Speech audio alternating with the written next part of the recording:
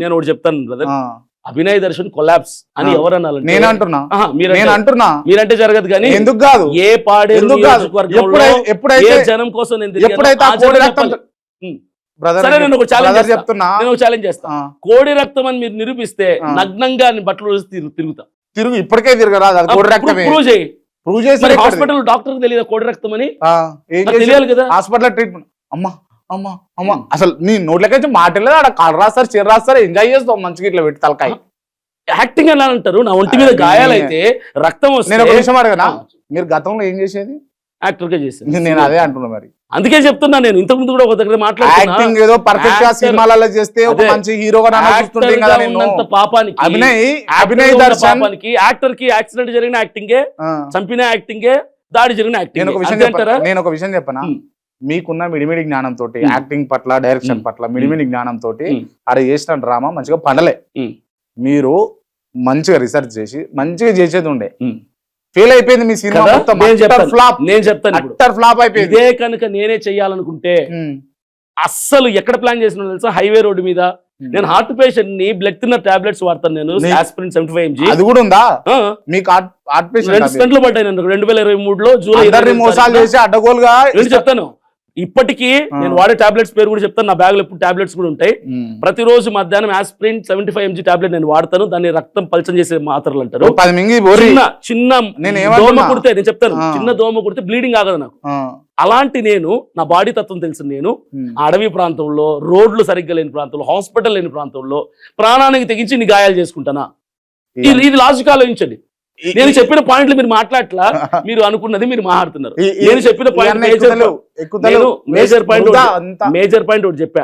తప్పుడు సెక్షన్ లో పెట్టి నన్ను జైలుకి పంపించాలంటే మీరు మాట్లాడతారు. ఫైదా లేదు, ఫైదా లేదు, అసలు ఫైదా లేదు కాదు. మీరు నిజాయితీ గల జర్నలిస్ట్ గా మీరు మాట్లాడారు. ఒక విషయం చెప్పనా, మనిషికి ఒకసారి శీలం ఉంటది. శీలం పోయిన తర్వాత ఇక నేను పత్తిత్తునమ్మావా, నేను సరే ఇంగమ్మా ఒకటి ఆల్రెడీ పోయింది. మీరు ఒకటి చెప్పండి, అభినయ్ దర్శన్ డ్రామా చేస్తుంటే డ్రామాకు సంబంధించిన సెక్షన్లు ఎందుకు పెట్టి అరెస్ట్ చేయలేదు? తప్పుడు సెక్షన్లు ఎందుకు పెట్టారు? అసలు దాడికి సంబంధించిన సంఘటన ఎందుకు లేదు కేసు పేపర్ లో అని మీరు ఎందుకు అడగరు? ఇప్పుడు పెట్టిస్తలే, నేను చెప్తలే. దయచేసి పోలీస్ మిత్రులారా మీరు చూడండి, మొన్న డ్రామా చేసినందుకు ఆ కేసు పెట్టలేదట, సెక్షన్ పెట్టి మళ్ళా లోపల అయిపోతుంది అంతే. అది బాధపడుతున్నాడు, బాగా బాధపడుతున్నాడు. ఇప్పుడు పోలీసులకు విజ్ఞప్తి చేస్తున్నా, మీరు పక్షపాతంగా మాట్లాడుతున్నారు. ఇప్పుడు కూడా అనిత గారు, హోంమంత్రి అనిత గారు, నేను మీకు విజ్ఞప్తి చేస్తున్నా, ఆయన మీద మన డ్రామా చేసిండు కదా, శిక్షణ పెట్టలేదని బాధపడుతుండు, పెట్టి తీసుకొని పోయి లోపల మళ్ళీ వెళ్ళొద్దు, మళ్ళీ వెళ్ళొద్దు. నీ పక్షం ఉండి మాట్లాడినా సిగ్గుపడుతున్నా, 10 సెక్షన్లు మాట్లాడినందుకు సెక్షన్ నా మీద పెట్టినందుకు మీరు ఎందుకు మాట్లాడలేదు? అది చెప్పండి.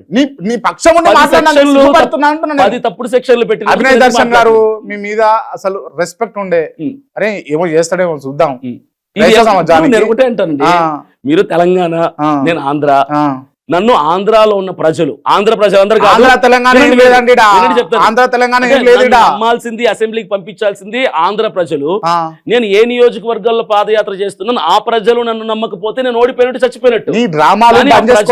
అభినయ్ దర్శన్ అవకాశం తీరుగా, లేకపోతే నీకు ఇష్టం వచ్చినట్టుగా నీ అవతారాలు మారుస్తూనే ఉంటావా? అది మీరు జూబ్లీ హిల్స్ ఎన్నికలు వస్తేనేమో ఈడ తెలంగాణలో జూబ్లీ హిల్స్ ఎన్నికల టైంలో ఇక నేను పొడుస్తా, నేను పొడుస్తా, పీక్తా అని చెప్పేసి అభినయ్ దర్శన్ తిరిగి ఇవాళేమో ఆంధ్ర తెలంగాణ వేరియేషన్ తీసుకొస్తున్నాయి. ఆంధ్ర తెలంగాణ అంటే నన్ను గెలిపించేది ఆంధ్ర ప్రజలు కదా. నేను ఎన్నికల్లో పోటీ చేస్తే ఆంధ్రాలో కదా, తెలంగాణలో కాదు కదా.